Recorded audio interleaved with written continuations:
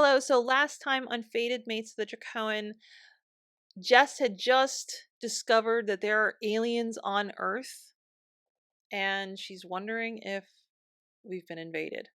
So let's see what happens next. Hello, my name is Danielle Forrest. On this channel, I do videos about myself, my writing, and anything related to those topics. Today we're reading episode 6 of Fated Mates of the Drakoan, which is titled Pulled in Two Directions. All right.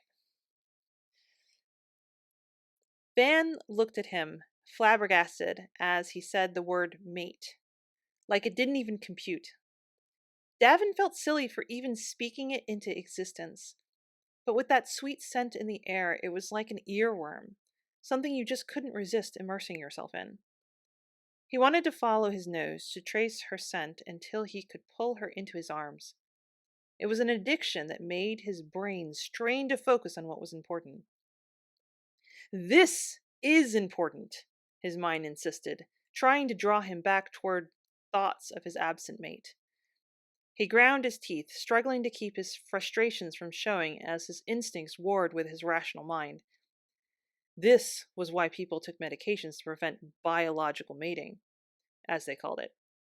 It was seen as a curse of their biology, something to be eradicated and suppressed. And yet, while he was in the thick of it, he had a hard time understanding why people derided it so. He had a vague impression of being indifferent before, but now he couldn't help relating to Grace's perspective some.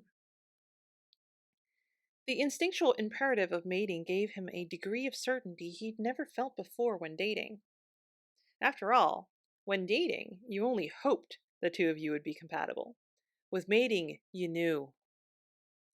Still, this was the worst fucking time for this.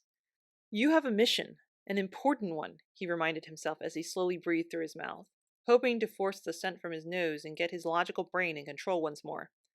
Davin? I'll be fine, he said, though he didn't really believe his own words.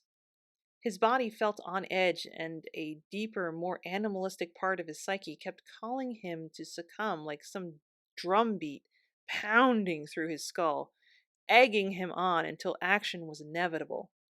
I am fine, he insisted, as much an affirmation to himself as a reassurance to his second-in-command. Moments ticked by, but eventually Davin felt steadier, more in control. He started reminding himself why he couldn't go after her. We need to reestablish communication with Earth Command. We need to figure out what happened here. We need to help the humans. Each statement helped center him more and more, and finally he looked up, realizing the rest of the team was now far ahead of him. We should catch up. He started walking forward once more, tempted to jog, but determined not to make a big deal out of what had just happened. Hopefully, no one would question it. Hopefully, Van would keep his mouth shut. Like that's ever going to happen, he scoffed to himself. Davin smirked. Even thinking Van might leave it alone was a pipe dream. Van was many things, but willing to let things go wasn't one of them. It was one of the reasons they were so close. Van was always the first to call him out on his bullshit, which wasn't exactly what you'd expect considering his demeanor.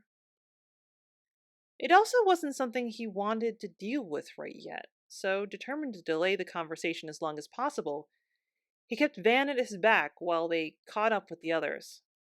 As they broke through the tree line, they got their first unobstructed view of the capital. It was big and ostentatious, but when they entered, the interior was even worse.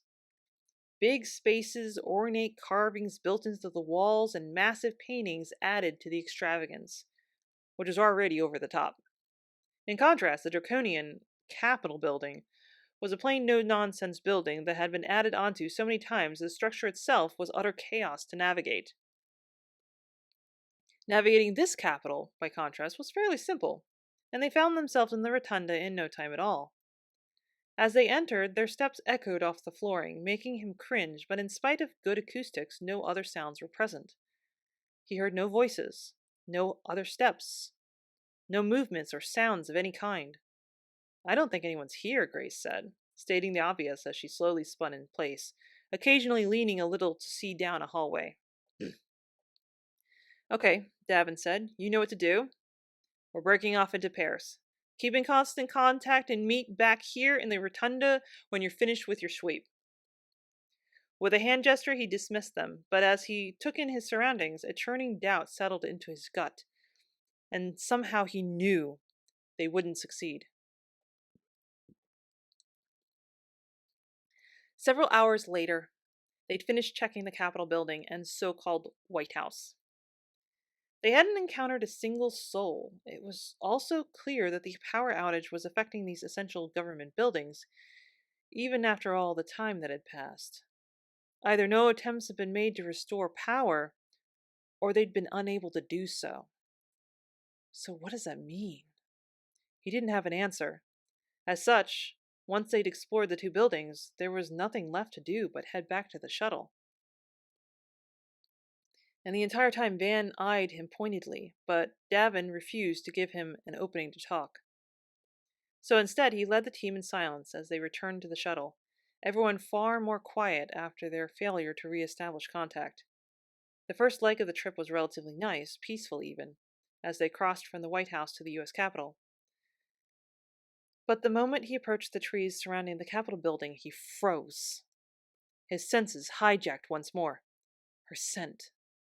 In spite of the hours that had passed, her enticing aroma had yet to fade. It still felt just as strong as before, a kick to the gut that blurred his focus and made him want to follow his nose. He pushed through, hoping it would be easier once he made it past the trees. It wasn't. Instead, her scent was slightly stronger, and his resolve weakened with every step forward. As he continued, his movements grew more relaxed, his tension eased, and he found his mind lolling, no longer as aware of his surroundings. Damn it! This is the path she took, isn't it? Davin snapped out of it for a moment, but this was also the same path they'd planned for returning to the shuttle. He could divert them, but it would add significant time to their trip, and he couldn't give a justification without exposing himself to scrutiny he wasn't prepared for just yet.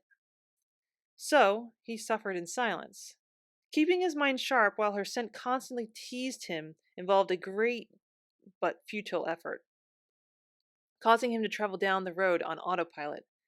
It wasn't until he reached the bridge that he finally snapped out of it. His senses sharpened as her scent suddenly intensified, making him realize that her scent had faded. The contrast was like night and day, and made him wonder if she was near, or if even this intense experience was a washed-out copy of the real deal.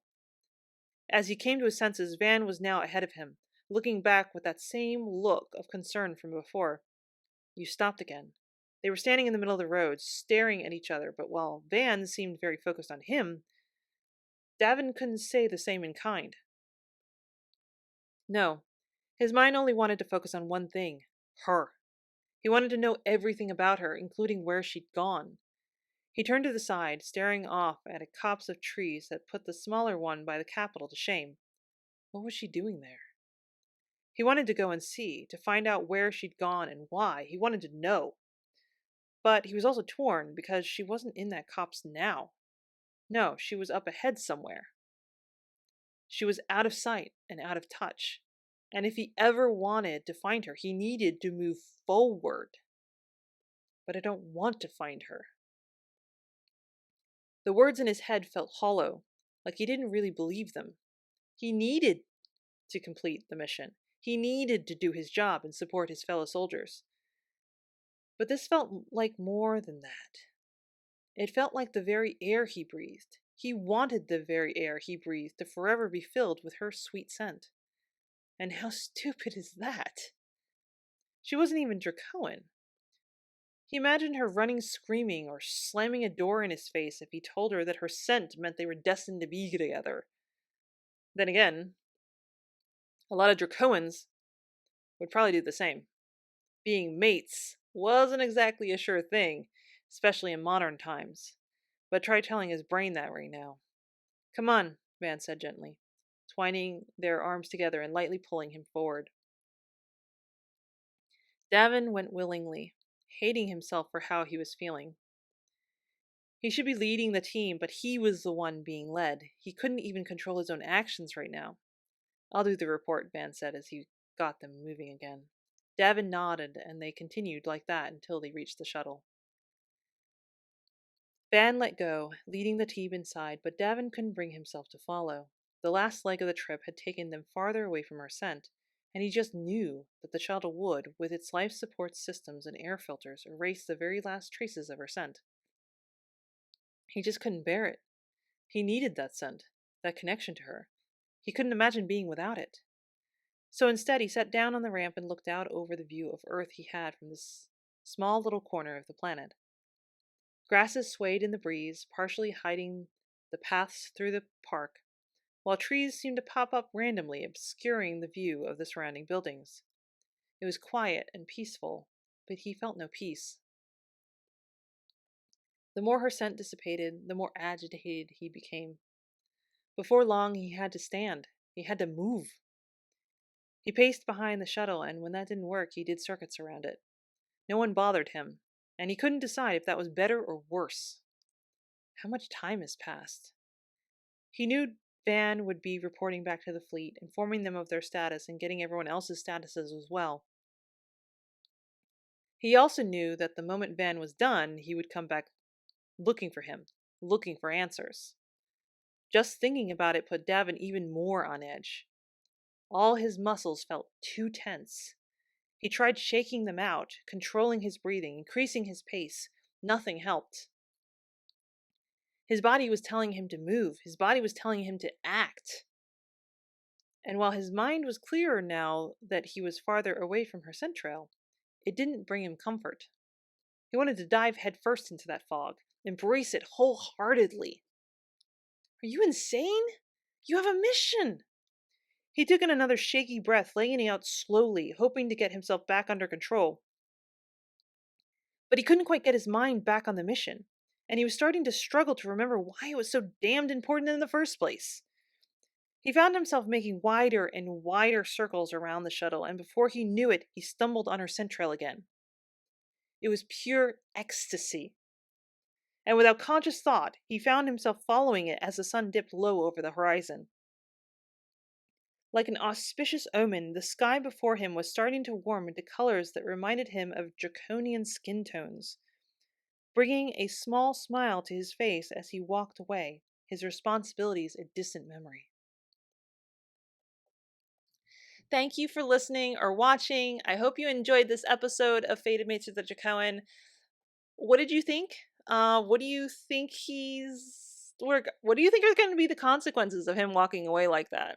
Is he going to find her? I mean, I kind of think he's going to find her because scent trail and all. How is she going to react when he shows up?